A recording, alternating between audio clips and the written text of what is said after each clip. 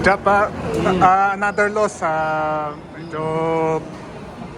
Yeah, may ano lang, meron lang kami kailangan ayusin. You know, they have their full lineup back compared to before. Yun, di namin nakuha kagad yung defense namin. Pero nung binago namin, doon nakakuha kami ng momentum. Yung offensive namin, di namin masyadong set. So, yun, we're just gonna look forward during this break and improve. So, and see you, bro. Nag-backtalk ba yung na-postpone yung game last Sunday? Doon sa dilaro nyo today?